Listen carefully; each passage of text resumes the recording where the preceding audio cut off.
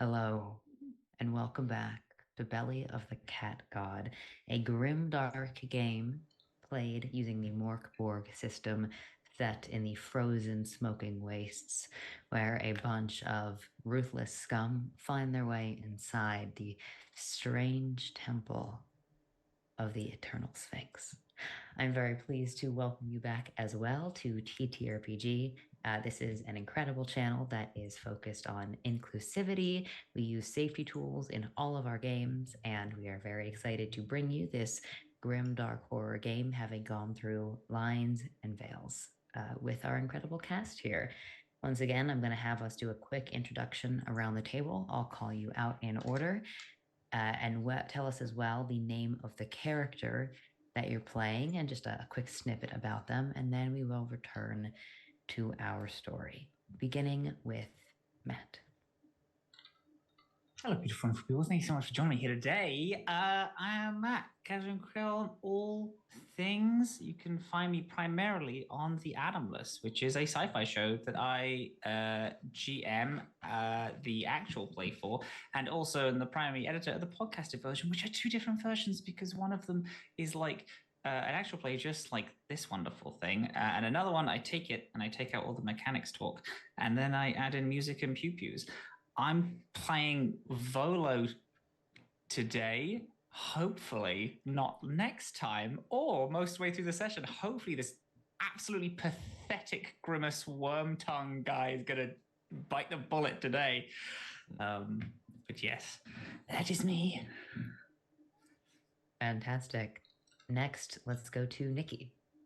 Hello there, I'm Nikki, and you can find me on social media as NixNat1, number one, where I occasionally post or stream on Twitch when I feel like it. I am playing the walking mushroom scientist slash doctor in quotation marks, who is a bit obsessed with experimenting on things that move and extracting their insides for medicinal purposes. Yeah. Fantastic. Thank you. Let's go with Amanda next. Hi, I'm Amanda. I am the tech writer here at TTRPG. You can find me on Twitter at Pandacabra. I am playing an occult herb master who's kind of like a myconologist, really obsessed with mushrooms, exiled to the wastelands of the frozen north, I believe. His name's Graft. Absolutely disgusting sort of swamp of a person, I would say, but what if they weren't so much exiled as they maybe wanted to be here to spread the word of the mushroom? Fascinating conundrum. And finally, when you're ready, Pooja. Hello, everybody. I'm Pooja. You can find me on Twitter at Pooja, at Poojaberwaki, everywhere else. And I'm here playing an absolutely disgusting, crusty, crispy, flaky. I mean, good for pastry, horrible for humans. Heretical priest named Kratar. They're awful. I delight in making them awful, and I subject Volo to torture. It's great. But yes, I cannot wait to see what other awful things this gnarly crew gets up to. Fantastic. Well, thank you for that. And I am your storyteller, your game master for this session. My name is Alex. I use he, him, and they, them pronouns, and I can be found on Twitter at alder_mancy, as well as many other places around the internet. But we can talk more about that at the very end. Before we get into our session tonight, I do want to let our audience and, of course, our players know once again that the content warnings for this show are pretty thick. You might see such content as body horror, cannibalism, gore, possibility of character death, strong possibilities, since we are playing MÖRK BORG, and this is definitely in the genre of old school role-playing games.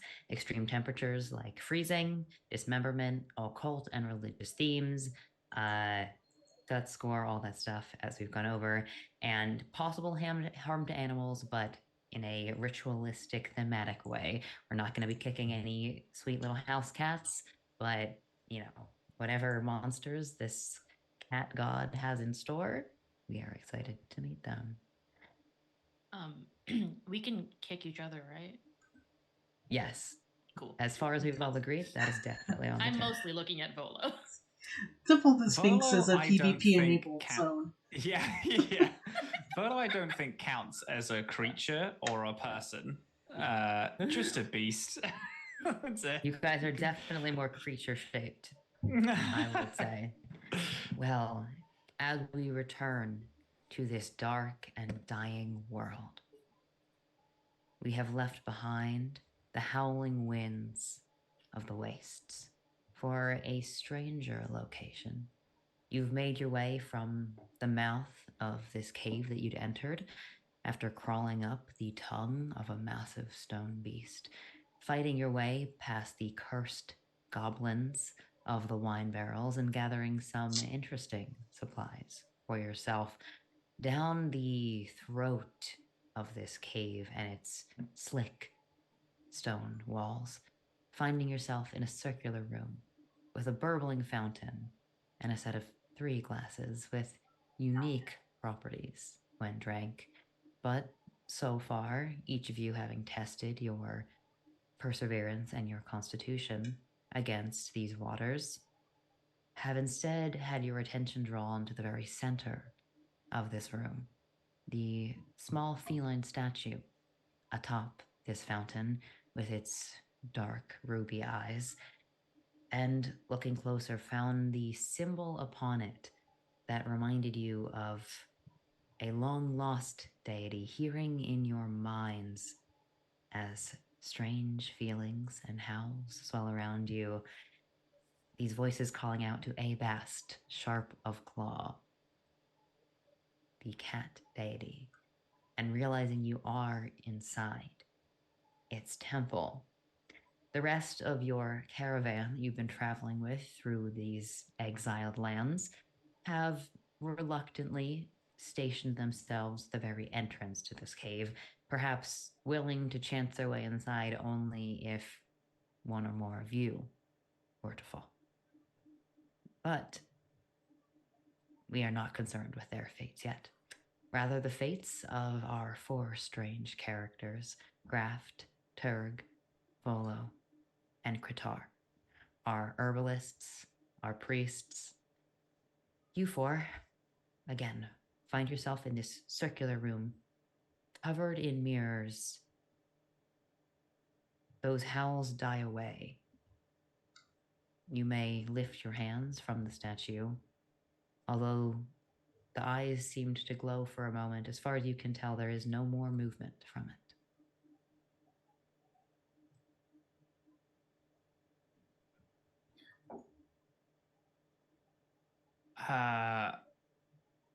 Volo is like shying away from the mirrors, not in a like fearful way, but the real image of them reflected back never captures who they believe that they are. So it's always like hideous to look at their own reflection.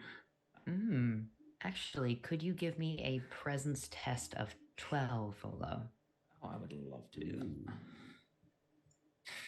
Again, I have 0 presence. So that's a 17, though. I'm rolling annoyingly well in this game. Do you have any knowledge, Volo, of strange religious locations? Have you done any studies? I have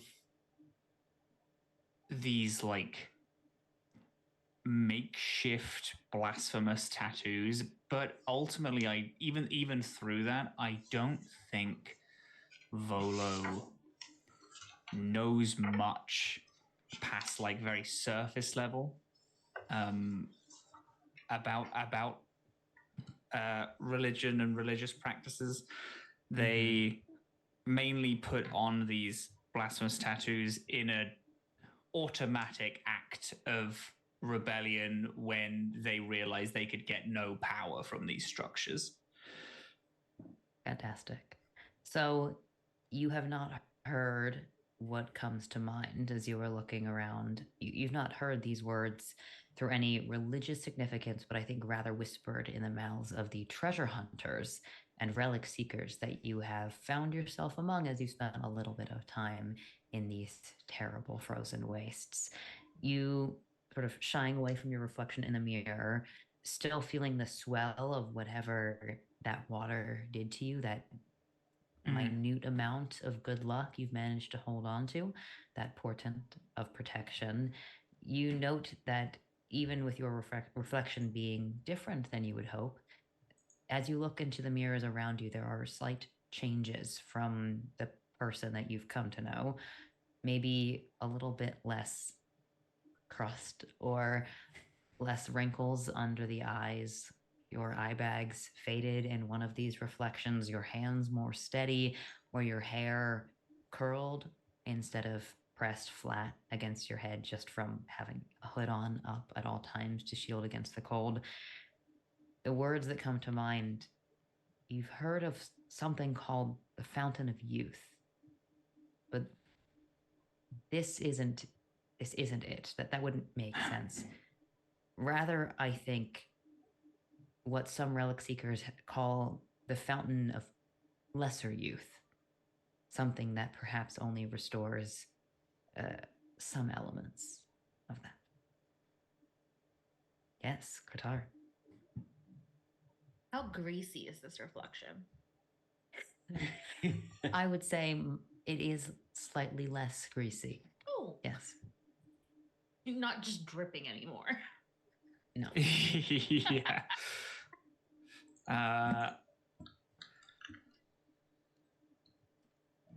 These. Go. No, Go. I was gonna say, has our environment changed at all since what happened? Okay. What were you saying, Vala? These mirrors wish to fool us into thinking that life is worth resetting. Cutting a few years off so we can relive the awfulness of life once again. Is it one specific mirror that's doing this, or is it all of them? All of them in different ways as you look at your good. reflection. Yeah. Kratar is gonna step closer to the mirrors and look and see. Why bother? We'll just end up here again, and that's if we're unlucky. Speak for yourselves. Perhaps we are meant to be eternal. You like what you see? Oh, I love what I see. I can see many applications of this for my research. Use is immortality of life is nothing but pain. You will Prolonged doom suffering. yourself. Yes, to suffer. You'll doom yourself to suffer and nothing more. Well, from the ground I came from to the ground I shall return. But not if you're immortal. You shall suffer roaming this world forever. I pluck one of the mushrooms growing from my arm. Oh. Sorry. Oh, to think I could die in a way that matters, and then I eat it. You crunch down on this mushroom. You do see in the reflection, instead of being a fully grown mushroom, there's just a spore that you place into your mouth. But as you are all looking around at the edges of these mirrors, you see no continuation, no exit.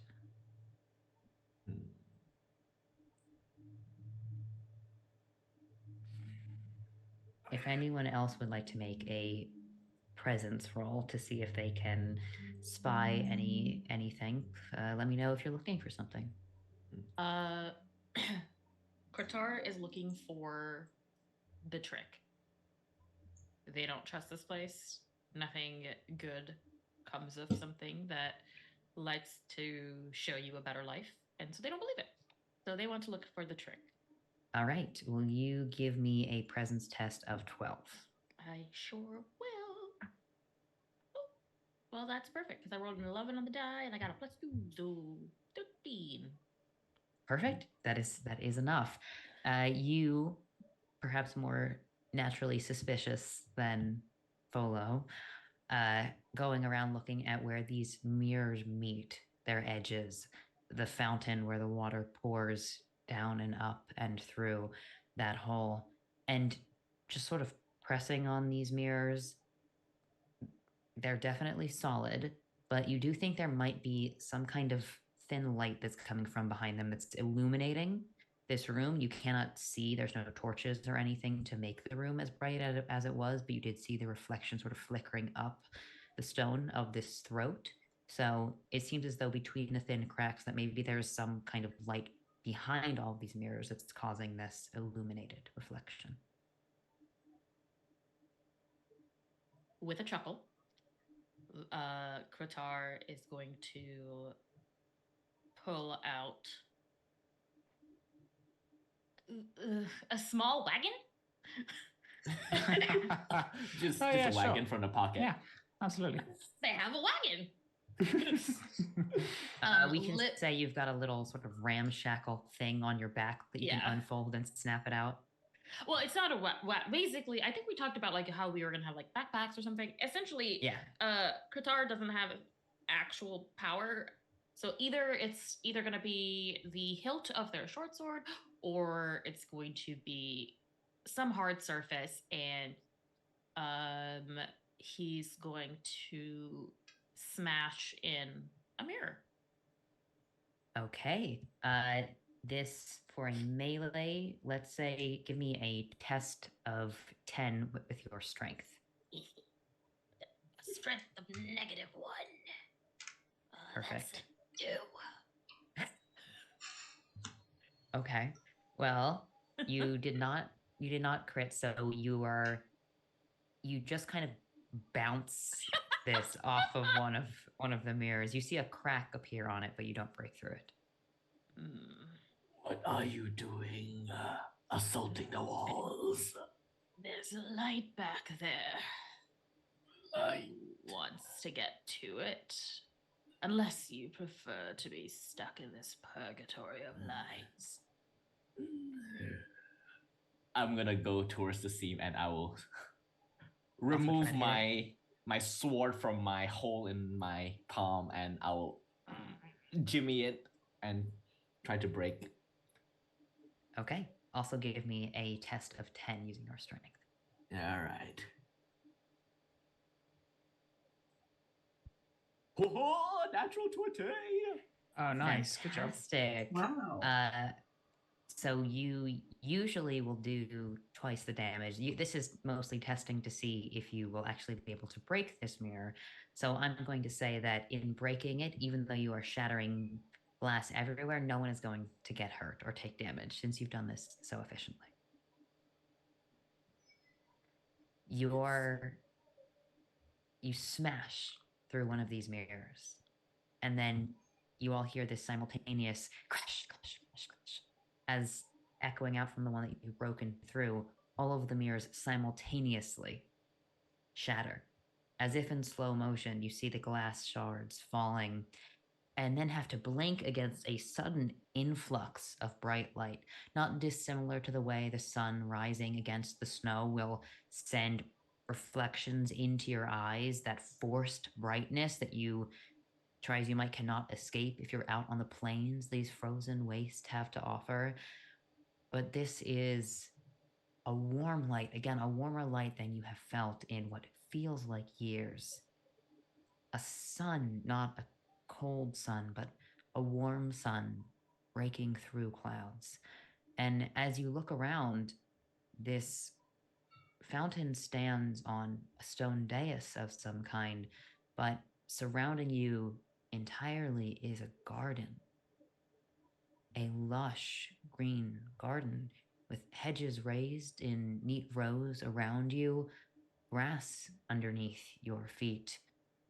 And as you look up toward the sky, you can still see Behind you, where stone sort of falls down towards this dais, you can see the outside of this tunnel, but around you is sky. Soft blue sky. Wait, so we can still see the cave behind us, but it just ends in and turns into sky above. Yes. Another illusion.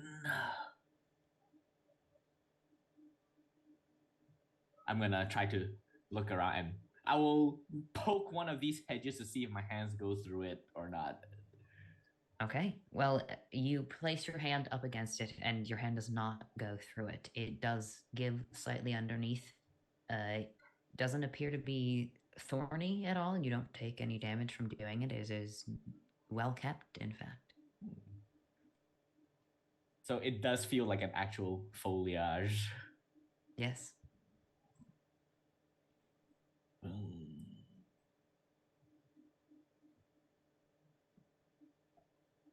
Well, what is life but if not an illusion of joy? We'll walk into the grass. The like outside section will just like walk off into it. Mm-hmm. You step into the grass. It's spongy underfoot. As you walk, Kratar will say, "Joy, where did you find that illusion?" Most less intelligent beings, they believe that there is joy to be had in this life and ignore the suffering of all around us. Oh, well, I would say don't be so mean to yourself, but proceed. Perhaps. Oh, One other rule that I might remind you guys of, since we are learning more Borg for the first time, is that if you would like, there are two ways of taking a rest as a group. You can choose to either catch your breath or take a night's rest. And if you choose to catch your breath, you heal a d4 HP. When you take a night's sleep, you heal d6 HP. So if any of you would like to catch your breath at any point, just let me know and you can heal up a little bit. all right. Is there a exhaustion mechanic or something that we have an issue if we don't rest overnight? No. Well, I will let Kratar is only down 1 HP, so really it's up to you. Although, do our omens get refreshed per session or per sleep? Let me check that. I believe your omens you get them again over a 6-hour period. So let me see. I mean to brag, but I am still at full HP with my 1. Yeah, you'd be dead if you weren't. I sure hope you are. Yes. When you are depleted, when you are out of omens, you regain that many omens after resting at least 6 hours. Okay. So we would need a quote unquote a sleep to get those back. Yes. How is everybody doing on omens? I got one more. I used mine last session, but if you want to continue, I'm totally cool with that. No, I am down to wait. I will say that Volo will do nothing but bellyache the whole time, but I'm fine with it. If people wanna, I think we can rest up and get our omens back. Because honestly, they're just really fun to use. So they are quite fun to use. I also think that faced with genuine warmth and grass for the first time, maybe your weary bodies are screaming at you to collapse into it. Okay. Yeah. I will take a rest, but I will not like it. I am not experiencing joy. This is not pleasant. Fantastic. The roots so you guys that make up my legs. Yeah. Sitting down for a rest here? Yeah. Well, I'm just going to be standing. I don't sit. My roots just dig into the soil for the first time and absorb the warmth and nutrients that's been denied. More spores float around me as I just stand there like a statue. Yeah, I don't know if like happy is an emotion that exists in Morkborg, but Graft is close to feeling something that is akin to joy. There's a whisper of it, something far away, but think of it. almost Right, so- immediately destroyed as Volo takes off his like flaking leather boots and his just gross ass fucking like blackened Claws. with dirt feet. Yeah, exactly. Ugh. Clawed feet are just like hanging out in the same dirt that you're sitting in. Ugh. Okay, so each of you, I believe, should have a class designated die. I'm not sure if it says that, but I can find those as well. We have our occult herb master, Mm. which uses I think a D8. Sorry, begins with D2. So you, my occult herb masters, will you two roll a D2? So flip a coin or roll a D4 and half it, and then you'll gain back that many omens. Okay. I'm guessing it doesn't go above your maximum, right? Yes, doesn't go above your maximum. Now, Oh, this I is got Alton interesting. back. You say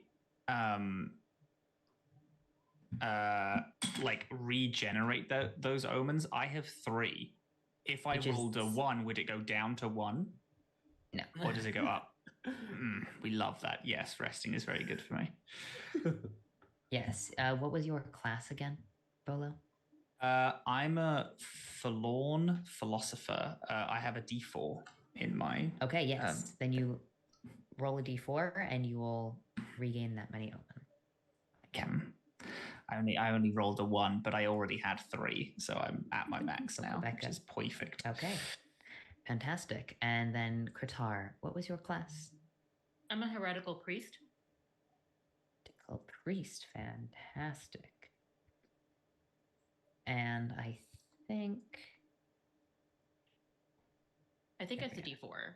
That's I what it think it's says a in D4. parentheses next to my number of omens. Yes. Then will you roll a D4 and regain that many? Woo. All right, up to full. Nice. Let's Dang. go.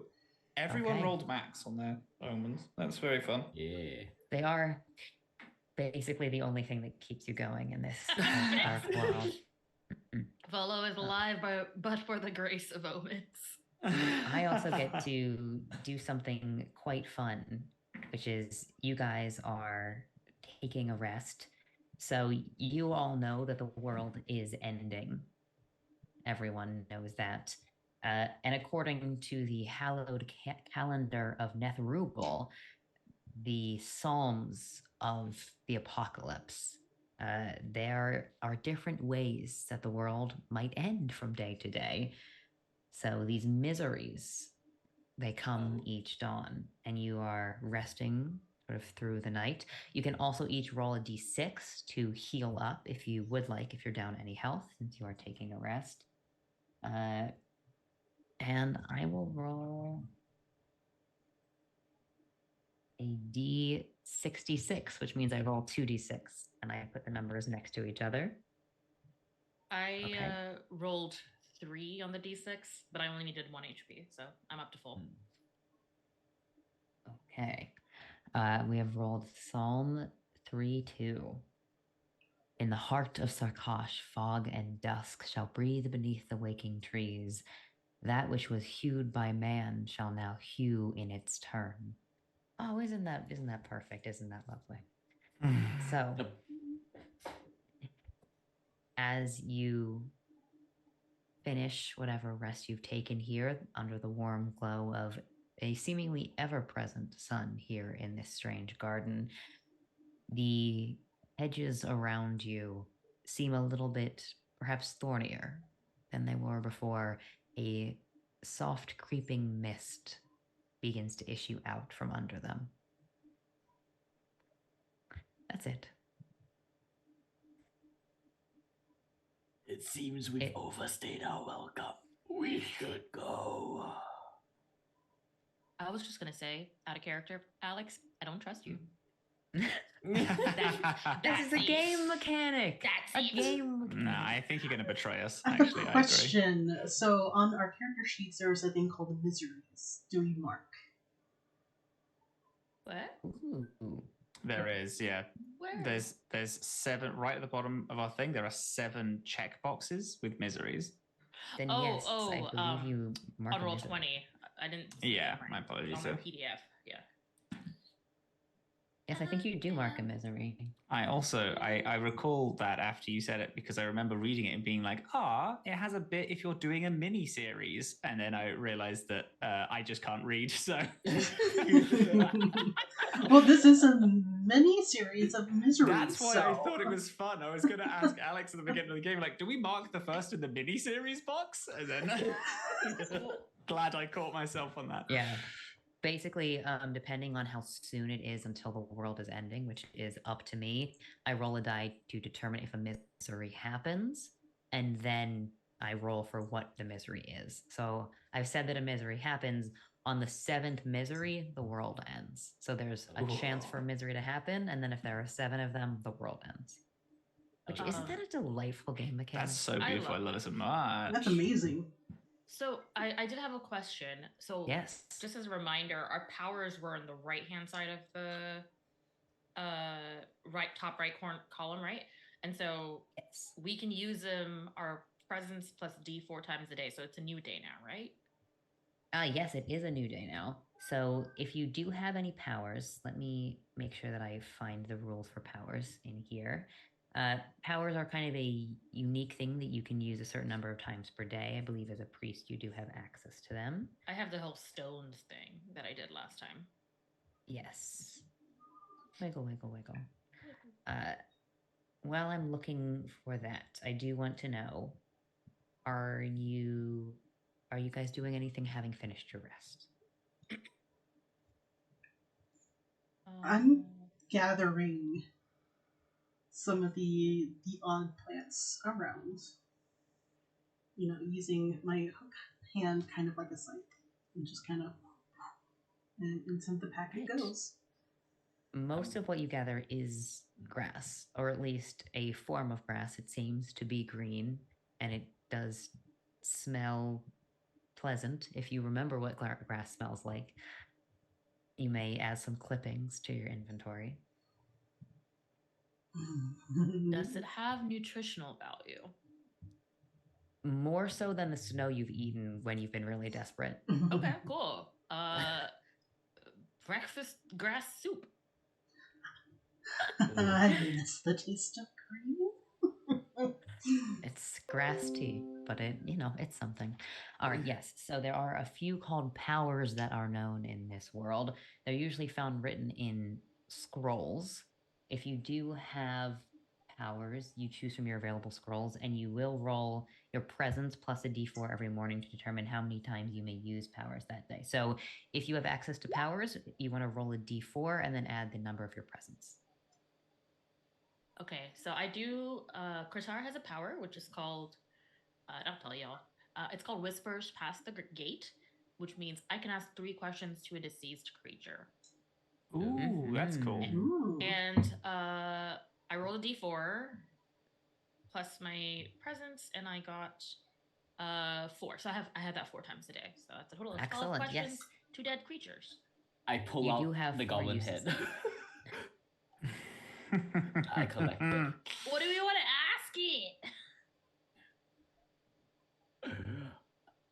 Ask it where the fountain is that Volo saw in the mirror. They weren't even a leader. I doubt anyone with that much power would tell their subordinates anything. I wouldn't. All paths must be explored. Alright, let's talk to the gobbo. Would you like to speak to your... I would like to speak to my gobbo. I think I have to roll a... Okay, yes. So what form is your scroll in? I think... I'm sorry in advance. I think Pratar is going to take some... Who was injured in the fight? Qatar was. I think Qatar has dried blood on them. Yes. They're going to take some of this soup, this grass soup, mix it in with some of the dry blood to create a little paste. And then they're going to draw a blasphemous, copy one of the blasphemous tattoos that both Qatar and Bolo have. Probably the most obviously blasphemous one and just draw it on the goblin's head. Fabulous. All right, will you roll a presence test of 12? I sure will. Ooh, that is an 11 on the die again. Wow, this die, I need to like fire it or something. Plus 2, so that's 13. That is very good. A power failing can be quite catastrophic. Ooh. So you may ask 3 questions to a deceased creature as you activate this power that you've gained from glancing in your research or time upon this cursed earth. The scroll you have faced and memorized. The eyes of this creature open. You can see in that hollow gaze with strange growths already coming through the sockets from the workings of Turing and Graft. There is some kind of awareness, but it doesn't seem the same hatred that you had faced in the cave above. What do you ask? I think the first question is the one that Turg wanted to know, which is where is the fountain that this slimy turd saw in the mirror? This was the vision you had seen? Was it in a mirror or was it a vision? I don't remember below. The fountain was in a vision. Right? I don't think it was in a mirror. Oh, okay. Sorry, I thought it was a mirror. I would. Yes, Volo would have still said it. No, that's fine. Would have told everyone. The goblin's mouth kind of hangs open, and it doesn't move as it speaks. It's also hard to understand. I think, Kratar, you are the only one who understands what it's saying because it comes out in a series of grunts and groans to the other 3. But basically, you get the impression many arteries flow, but deeper into the gut is where they flow to. Pratar will translate this to the group and say, "Oh, we'll tell the group what he heard, and then say, many arteries means if we keep going long enough, we should find the belly of this beast, the heart of this temple." And then more. I think as a aside, Pratar will say, "You know, the temple kicked me out for doing this. They would like to leave what's dead, but what is the purpose of death if it cannot be used and twisted?" If anybody has ideas or questions, please let me know. We're just pretty gross and bumbling. I don't think like, so. Yeah, right. Yeah. Yeah, I don't think I anything yet. I kind of want to ask, like, who put the goblin in the barrel in the first place? All right. Wait, did you say? Can you give me a reminder about what goblin wine is? As far as you all know, goblin wine is a sort of rare delicacy where it's a kind of play on the mythos of goblins, which is that if you ever fight a goblin, you're cursed to turn into one. So goblin wine is supposedly an exquisite delicacy that is so, exquisitely alcoholic that you'll turn into a goblin upon tasting it. Oh, okay. Or like you'll act like a monster if you drink too much, is fair enough. In which case, Kurtar will be like, "Who decided to marinate you and your brethren?"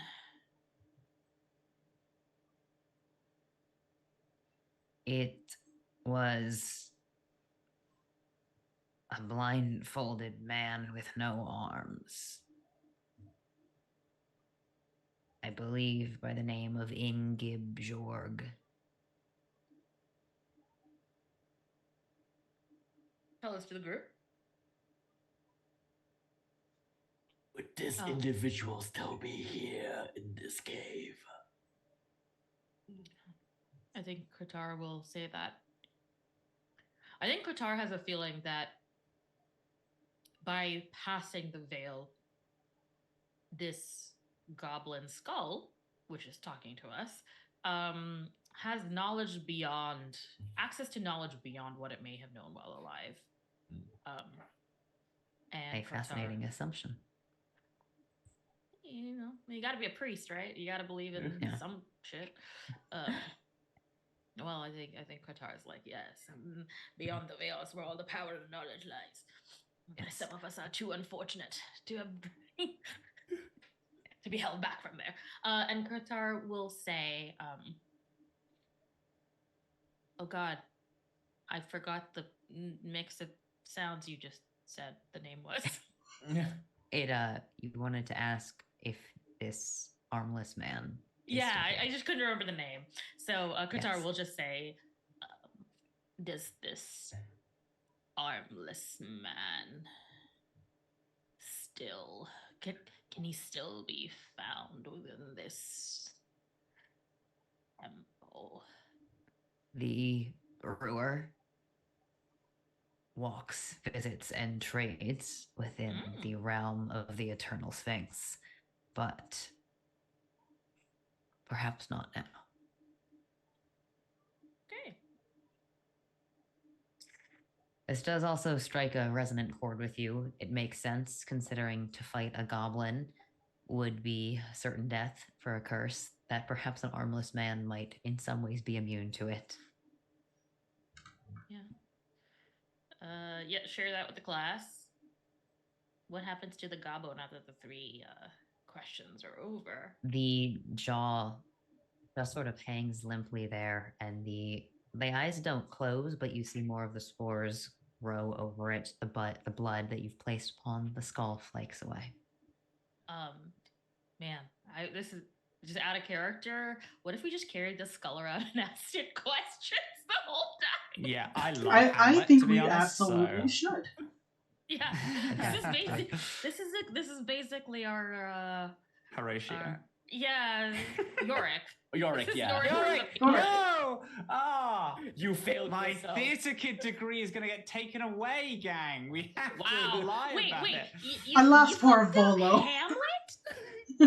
Huh? You fucked up Hamlet? I fucked up literally arguably the most known one. I'm clutching the table, trying not to tell you guys about a bit I have. I have a long-standing bit about being an English major and never having read Hamlet. But the thing is, I actually have read Hamlet. So I tell everyone that I haven't read Hamlet, but I actually have. But then the thing is that I keep doing the bit and I say, no, I'm lying. I actually haven't read Hamlet, but I've absorbed enough knowledge by being an English major to pretend to have read Hamlet. So no one actually knows if I have or not. I'm gonna go ahead and say powerful. I think you have, because I read it in high school, and that was before majors. So I did have a Shakespeare unit in high school, but I read a Shakespeare play every year in high school. Yes. Subjecting a bunch of 13 and 14-year-olds to Romeo and Juliet. I was Hamlet in Hamlet in our school production, and I still fucked it up, gang. I can't. Very you. Again, it just... I believe you have to turn in your theater kid and English kid. Fully they're coming for me, yeah. Just can I just turn in character to Volo? Alas, poor Volo. Yes. Ooh, also, we should name this gobbo head. Are you getting attached to the gobbo Horatio. More like Horatio. Horatio is perfect. Yep. It has the word gore in You've it. concluded your ritual which I do think is quite nice, since Morkborg does suggest that Whispers Past the Gate is one of the sacred scrolls, not one of the unclean scrolls. So it makes sense you would have stolen it from whatever priesthood you were a part of, and then turned it for your own purposes. Now that you've used your powers, the many ways lay open before you. You can tell you are in some kind of hedge maze in this garden here, and it does smell altogether more pleasant, even with the mist sort of pouring now from beneath the hedges, than the cave you've left behind. There's this fresh scent in the air, maybe flowers of some kind. You say it's a hedge maze. Are we inside the maze already, or are we outside the boundaries of it? You are within the boundaries of it. This fountain seems to be hard to tell if it's the center or not, since you can't see over them. They're quite tall, maybe 15 or 20 feet tall, quite large, and a lot of space between them. But yeah, it's hard to tell if you're in the center or on the edge, but you are definitely surrounded by hedges. How many openings out of this location into the rest of the maze? As far as you see, looks to be 3 around you. Which route should we take? Seems strong. Just climb over the top and find out where we're supposed to be going. It's just a maze, after all. Many arteries to the same end. I don't know if it matters.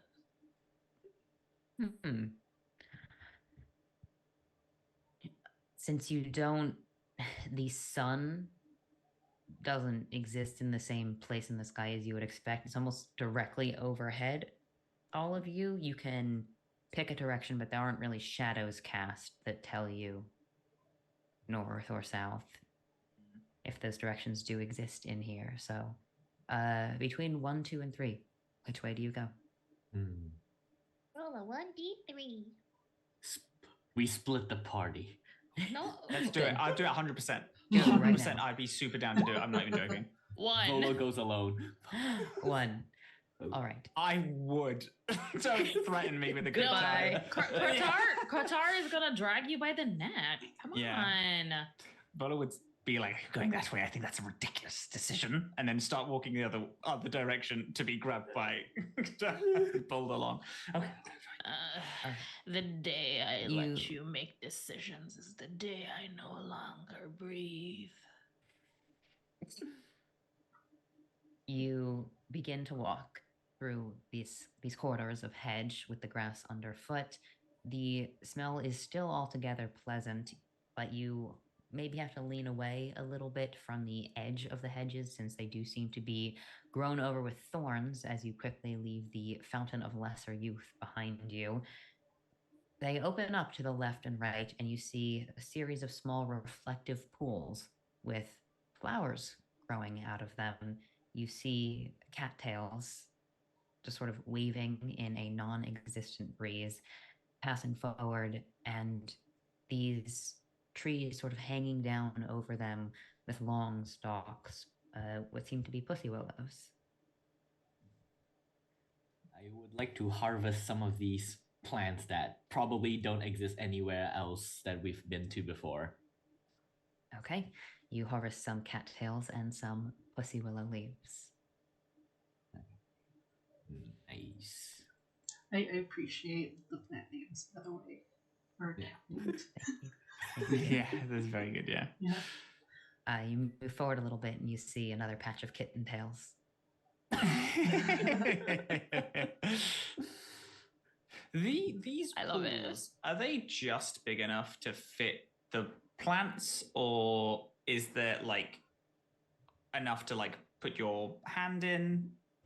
They are sort of deeper pools, not puddles by any means. You could put your hand in where the plants are growing out of.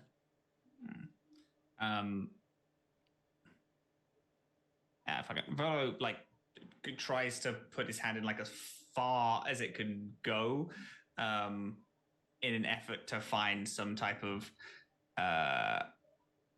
Matt is thinking like, maybe there's like a swimming, like a underwater like cave or something. Volo's probably just doing it for to see if there's anything at the bottom, like a jewel or something. All right, let's take. Give me a test of presence against 6. I would love to do that. That's a 1.